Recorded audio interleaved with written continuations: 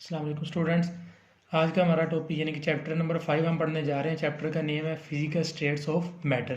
बेटा यानी कि चैप्टर का नेम जैसा कि शो हो रहा है, इसका नाम है फिजिकल स्टेट्स ऑफ मैटर।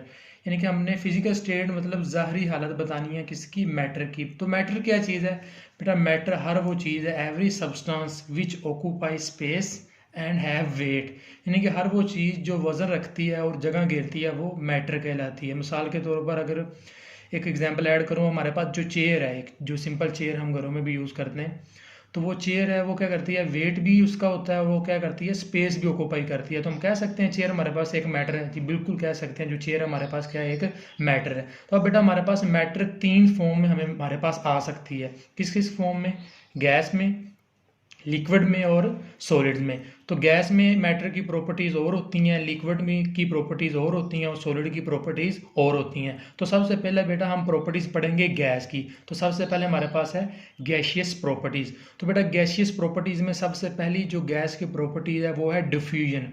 बेटा डिफ्यूजन आप लोगों ने पढ़ा होगा, जब मालिक्यूल ज़्यादा कंसनट्रेशन वाले एरिया से कम कंसनट्रेशन वाले एरिया की तरफ जाते हैं तो उस टर्म को हम क्या कहते हैं, डिफ्यूजन।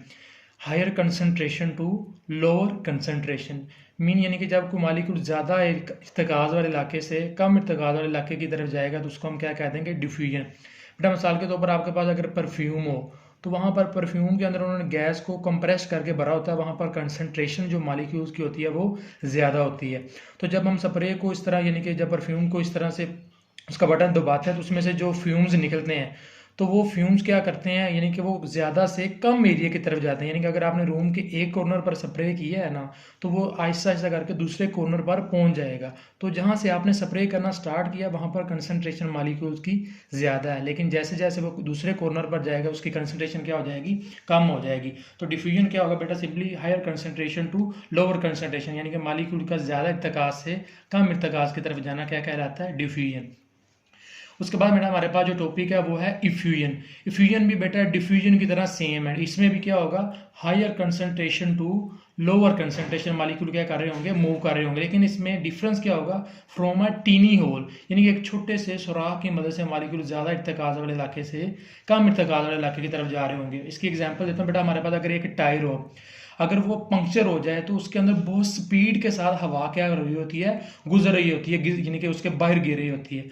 तो जब टायर पंक्चर होता है तो उसके अंदर हवा का जो दबाव है वो ज़्यादा होता है। तो लेकिन जब जैसे जैसे हवा बाहर गिरती जाती है, निकलती जाती है, तो उसके हवा का जो दबाव है वो क्या हो जाता है, कम हो जाता है। तो मतलब हवा का जो दबाव टायर के अंदर है वो ज़्यादा है, और जैसे जैसे वो टायर से लीक होती जाएगी हवा तो क्या हो जाएगा, बाहर प्रेशर कम होता जाएगा। इसका मतलब वो ज़्यादा कंसनट्रेशन वाले एरिया से कहाँ पे जा रहा है, कम कंसंट्रेशन वाले एरिया की तरफ, लेकिन किसकी मदद से, टीनी होल, यानी कि एक छोटे सुराख की मदद से। ठीक है, तो डिफ्यूजन और रिफ्यूजन में बेसिकली डिफरेंस यही है, दोनों मालिक्यूल हायर कंसंट्रेशन से लोअर कंसंट्रेशन की तरफ मूव करते हैं, लेकिन सबसे बड़ा डिफरेंस इनमें यही है कि टीनी होल होता है, यानी कि एक छोटे से सुराख की मदद से अगर मालिक्यूल ज़्यादा इर्तिकाज़ वाले इलाके से कम इर्तिकाज़ वाले इलाके की तरफ जाए तो उसको हम क्या कहेंगे, इफ्यूजन।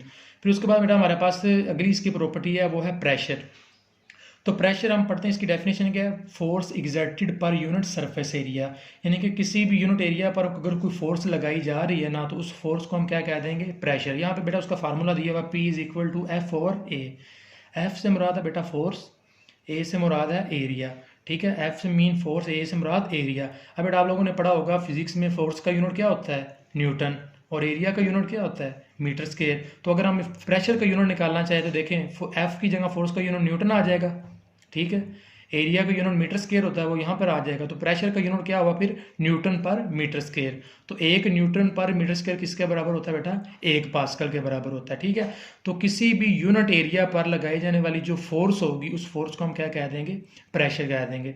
उसके बाद बेटा हमारे पास लास्ट टॉपिक है, यानी कि यहाँ पे स्टैंडर्ड एटमॉस्फेरिक प्रेशर। तो ये क्या होता है, pressure exerted by mercury column of 760 millimetre of H height at sea level.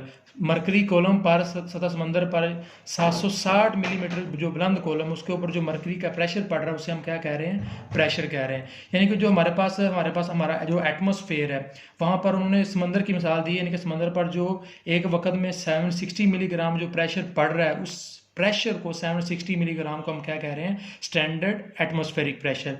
तो ये बेटा यहाँ पे देखें 1 स्टैंडर्ड एटमॉस्फेरिक प्रेशर किसके बराबर होगा, ATM मीन बेटा स्टैंडर्ड एटमॉस्फेरिक प्रेशर। तो ये इक्वल होता है 760 मिलीग्राम ऑफ Hg के। तो अब आप लोग ये देखें आगे ये किसके इक्वल होता है, 760 टोर के। तो अब आप लोग परेशान हो रहे होंगे ये कैलकुलेशंस कैसे आती हैं बेटा। 1 मिलीग्राम ऑफ Hg हो, बात गौर से आपने सुननी है, 1 मिलीग्राम ऑफ Hg हो तो वो 1 टोर के बराबर होगा। क्या कहा मैंने, 1 मिलीग्राम ऑफ Hg हो तो वो 1 टोर के बराबर होगा। और अगर 760 मिलीग्राम ऑफ Hg हो वो किसके बराबर होगा, वो 760 टोर के बराबर होगा। ठीक है, फिर उसके बाद बेटा ये आगे टोटल कितने न्यूटन पर मीटर स्क्वायर के बराबर होता है, वो 10, 13 और 25। तो ये बेटा सारी की सारी चीज़ें आपको किस में MCQs में पूछी जा सकती हैं। ठीक है, तो बेटा ये आप लोग अच्छे तरीके से तैयार कर लीजिएगा। अल्लाह हाफिज़।